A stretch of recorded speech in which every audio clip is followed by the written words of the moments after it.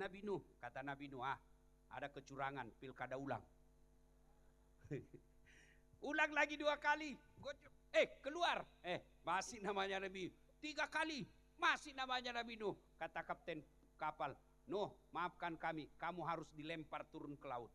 Dilempar Nabi Nuh turun ke laut. Disambar ikan besar. Berbeda pendapat ulama. Ada yang mengatakan ikan hiu. Ada juga mengatakan ikan paus. Tidak jadi masalah apa nama ikannya. Yang penting ikan besar. Berapa lama dalam perut ikan?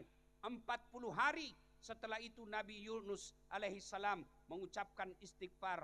La ilaha illa anta subhanaka inni kuntu minadz zalimin. Dia ulang-ulang berkali-kali. Akhirnya ikan batu. Buat. Keluar Nabi Yunus.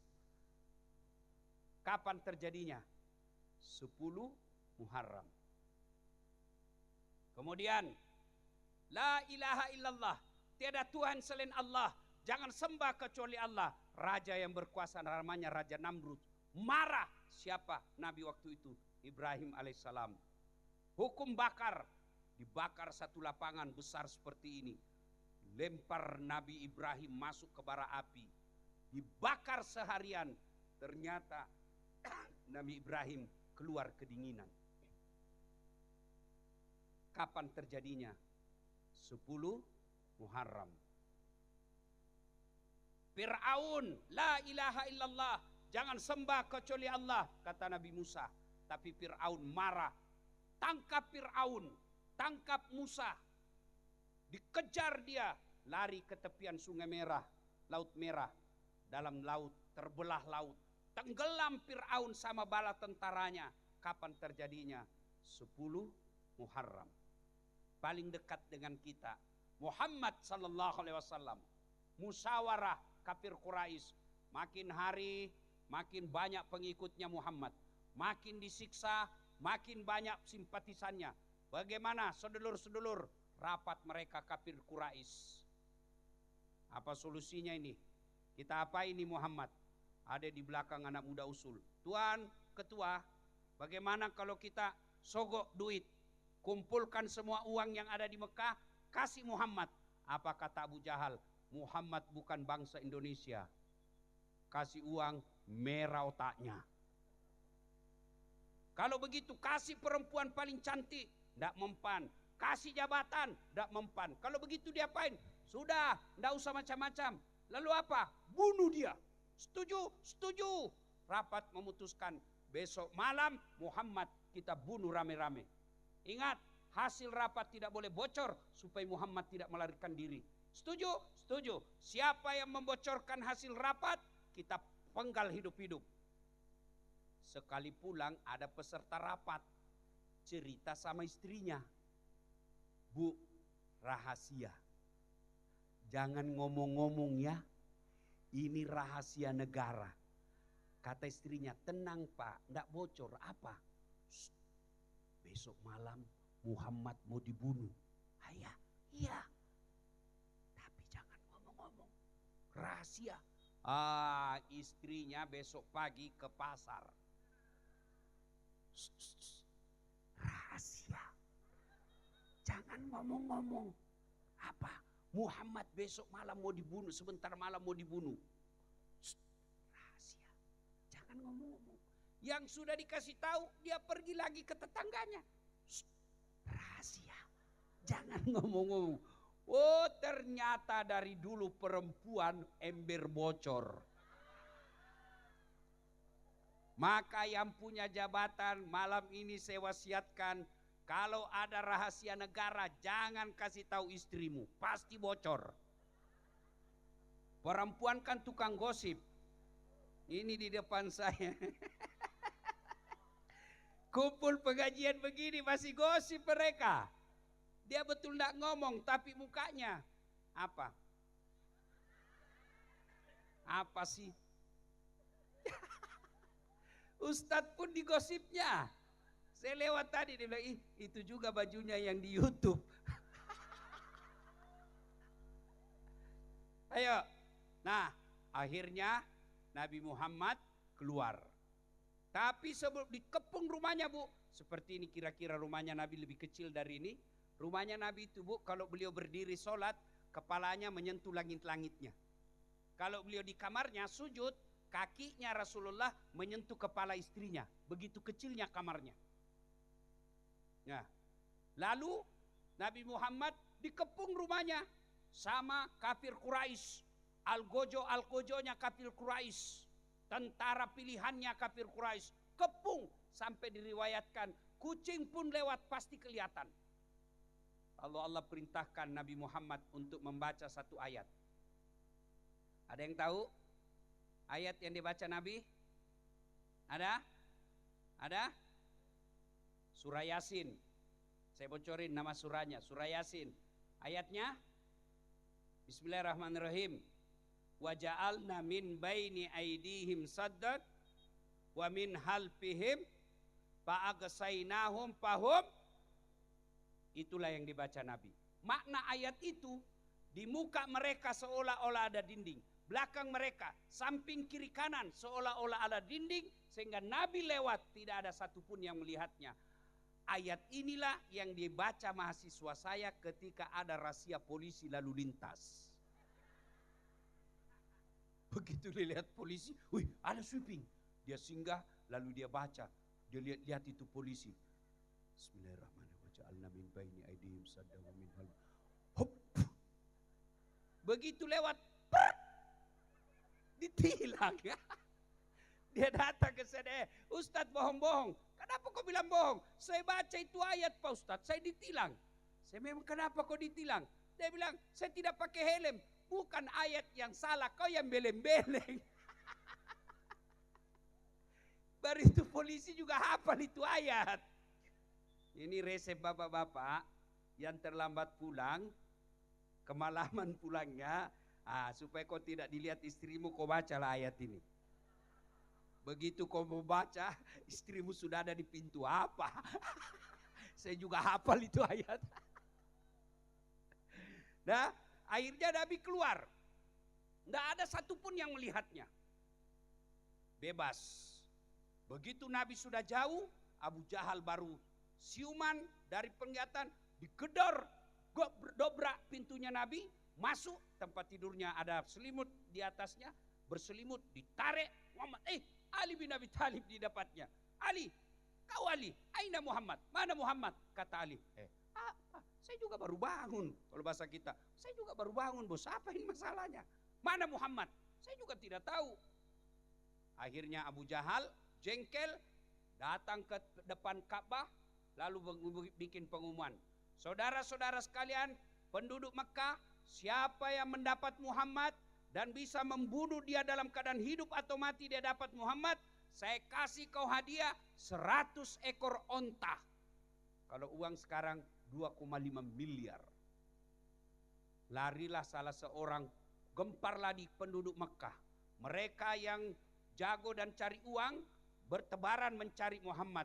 Satu di antara mereka namanya Suraqah bin Malik. Jago cari jejak.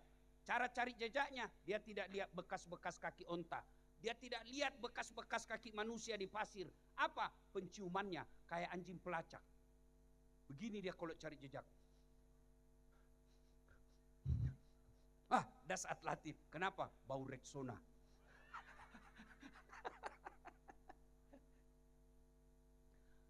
Didapat.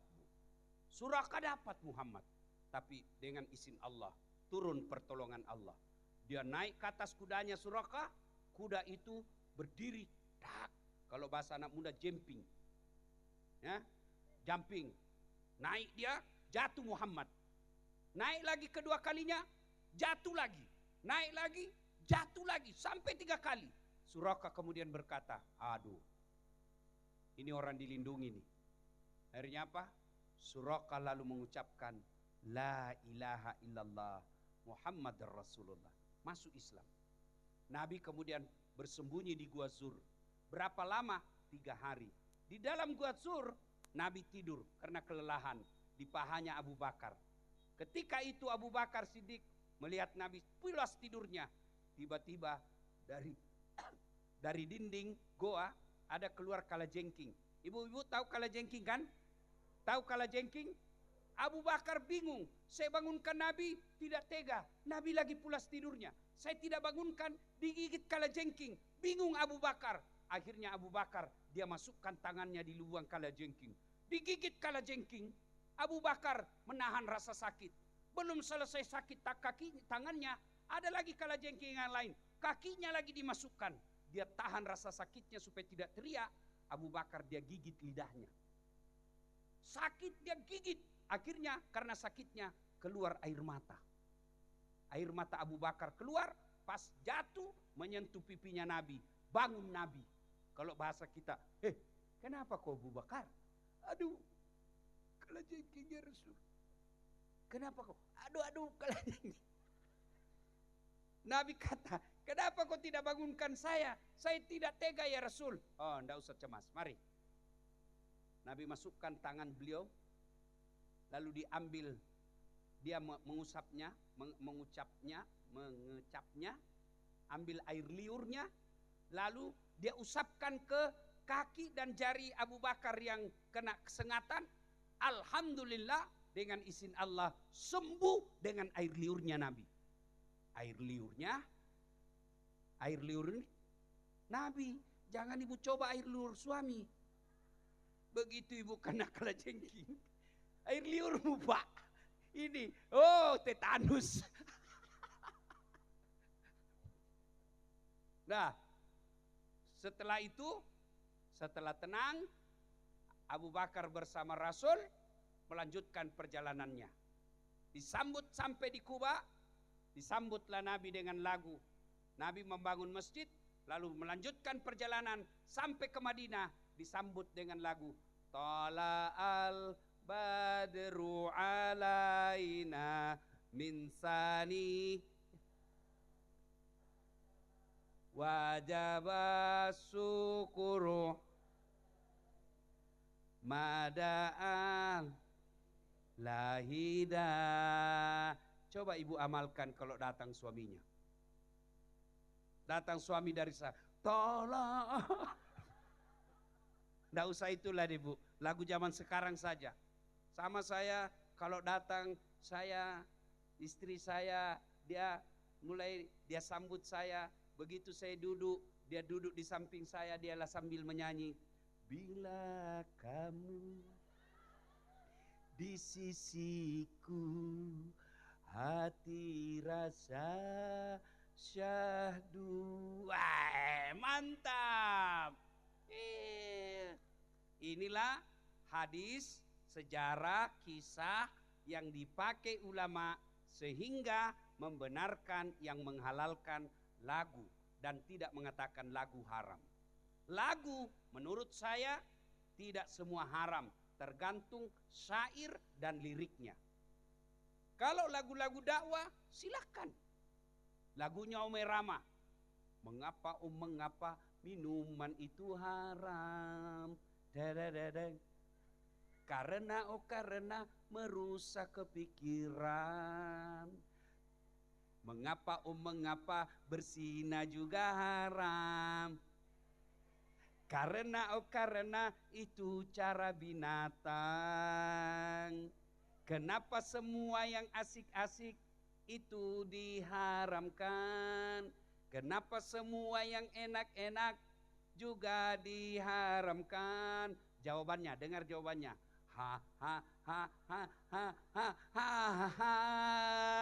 Itulah perangkap setan, umpannya ialah bermacam-macam kesenangan. Itu kalau lagu begitu halal. Kenapa? Nasihat. Mungkin Tuhan mulai bosan melihat tingkah kita yang selalu salah dan bangga dengan. Nah, itu boleh. Tak sengaja depan rumahmu ku melihat dihiasi, hati bertanya, Memang sudah tua semua yang hadir ini. Lagu-lagu zaman dulu. Itu halal. Tapi kalau lagu, pikiranku tak dapat ku mengerti, kaki di kepala, kepala di kaki, pantas kodongo. Kepalamu kau simpan di kakimu. Setiap ada kamu, begitu terasa. Itu haram itu. Iya Ibu. Nah, dan itu terjadi di bulan Muharram. Maka Hijriah. Maka Bapak Ibu sekalian, banyak kejadian-kejadian yang Allah berikan kemenangan kepada orang-orang soleh, terutamanya kepada Nabi dan Rasul. Jadi bulan Muharram jangan dipahami sebagai bulan angker. Jangan dipahami sebagai bulan keramat. Pahamilah Muharram itu sebagai bulan penuh kemenangan. Nah sekarang bagaimana mendapat kemenangan? Mudah-mudahan yang lagi berantakan rumah tangganya, mudah-mudahan yang kelilit utang, mudah-mudahan yang lagi susah cari kerja, dengan amalan Muharram ini Allah berikan kemudahan dan kejayaan. Satu, apa yang kita lakukan di bulan Muharram? Memperbanyak istighfar. Boleh istighfarnya Nabi Yunus, la ilaha illa anta subhanaka inni kuntum minadh-dhalimin. Itu saya tidak hafal Ustaz. Ambil istighfar yang umum. Astaghfirullahal aliyul azim wa atubu ilaihi. Astaghfirullahal aliyul azim wa atubu ilaihi. Terlalu panjang Ustaz. Paling yang pendek. Astaghfirullahal aliyul azim. Masih panjang Ustaz. Ambil yang pendek. Astagfirullah, astagfirullah, astagfirullah. Masih panjang Ustaz. Yang paling pendek sekali. Astaga, astaga, astaga. Tidak boleh, tidak boleh astaga. Tidak boleh. Bercanda itu. Tidak boleh, tidak ada artinya. Minimal astagfirullah, astagfirullah. Ibu-ibu sambil duduk. Membayangkan utang. Membayangkan suami yang lagi selingkuh. Membayangkan anak yang lagi ditahan. Membayangkan anak yang lagi cari kerja. Bangun sholat tahajud. Selesai sholat tahajud istighfar. Astagfirullah Rabbal baraya. Astagfirullah minal hataya. Astagfirullah Rabbal baraya. Sambil ibu bayangkan dosa dan kesalahan, Allah tersenyum kepada ibu. Taubat, selama bulan Muharram ini yang masih tersisa lagi 15, itu kita lihat, besok malam bulan purnama. Sambil menunggu waktu subuh, ibu bangun sholat tahajud jam 3, setengah 3, setengah 4, jam 4, menunggu waktu subuh, perbanyak istighfar. 2 tahajud 2 rakaat saja kalau memang tidak mampu banyak-banyak. 2 rakaat, setelah itu istighfar sebanyak-banyaknya. Maka yang kedua di bulan Muharram ini, setelah memperbanyak istighfar, doa. Mereka nabi-nabi yang diberikan kemenangan tadi, karena setelah menghadapi musibah, mereka berdoa. Setelah menghadapi orang-orang jahat, mereka para nabi berdoa. Mana masuk akal laut bisa dibelah. Ketika Musa alaihissalam sudah minta pertolongan kepada Allah, pasrah dia, Fir'aun ada di belakang, laut ada di depan, tidak ada lagi pertolongan kecuali dari Allah. Nabi Musa berdoa, Allah kirimkan kemujizatannya, terbelah lautan.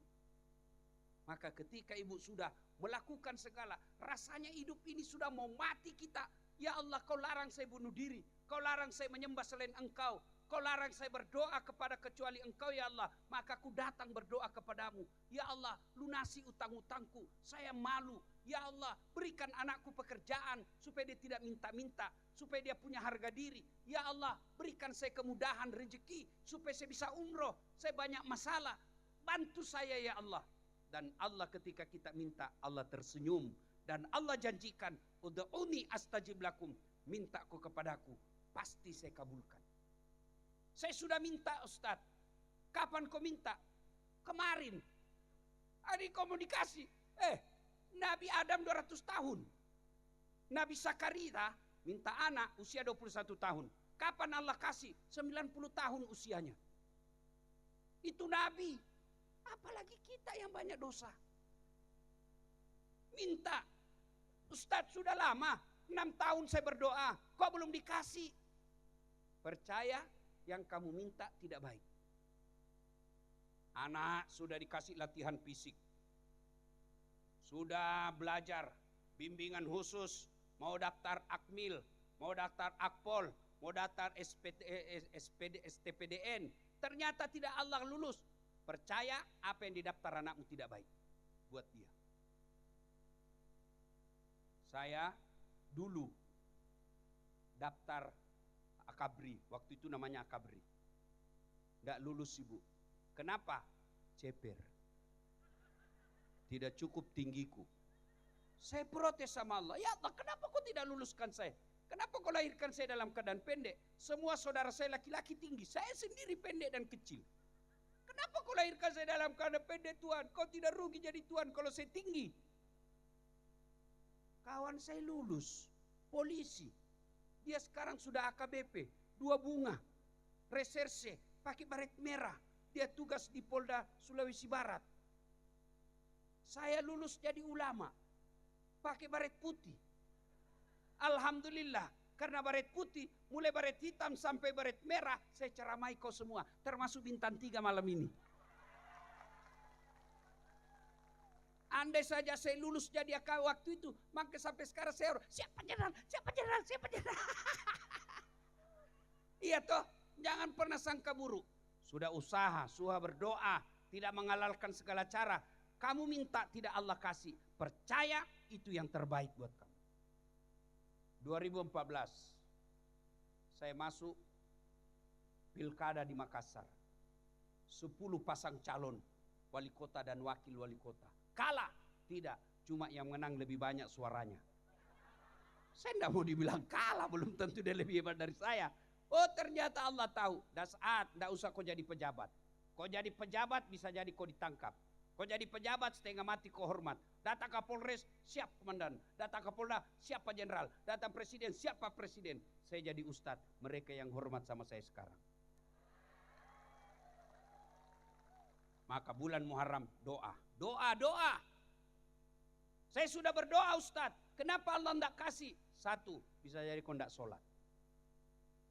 Berdoa, iya, saya selalu berdoa 24 jam, pagi doa, siang doa, malam doa. Di mana doa? Status.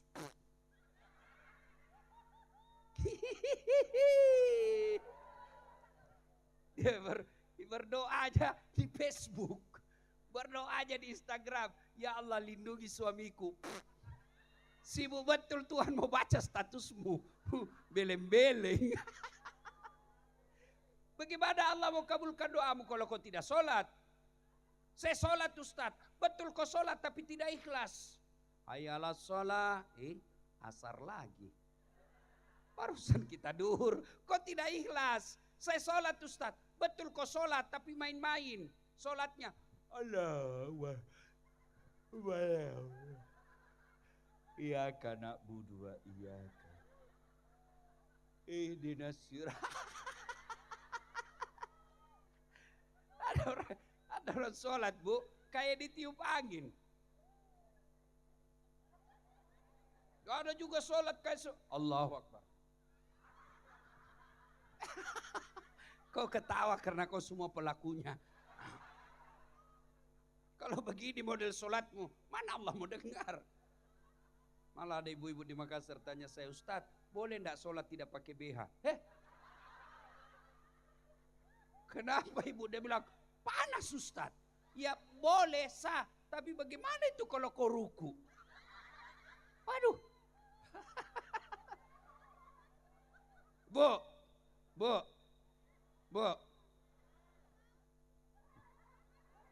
Pergi menghadap sama Pak Jenderal tidak pakai gitu. Oh, ditempelin ke istrinya, keluar kau.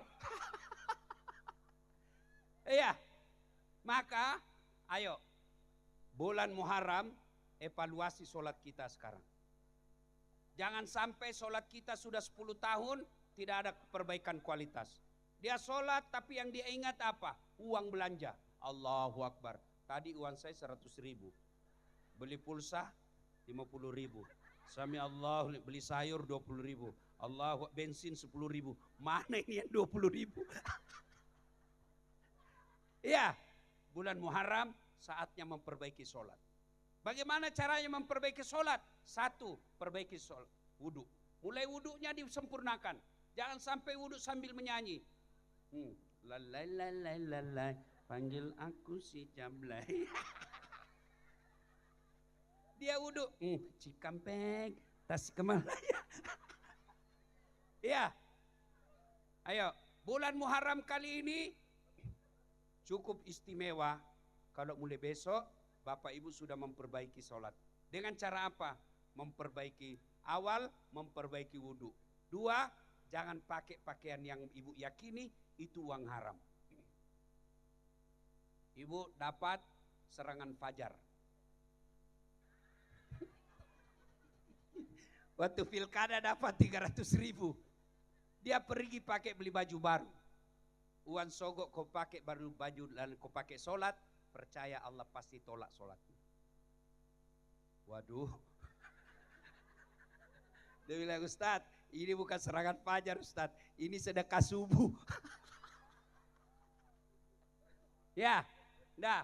Yang ketiga, hikmah Muharram. Satu tadi, istighfar. Dua, banyak doa. Tiga, Bapak Ibu saudara-saudara sekalian, sedekah. Bulan Muharram ini anjuran perbanyak sedekah. Ustadz, gimana sedekah? Saya miskin. Sedekah dengan akhlak. Ustadz, macam mana kita mau sedekah? Kita bukan komisaris jenderal. Oke, kau tidak baik komisaris jenderal, tapi kamu kompol. Komisaris polisi.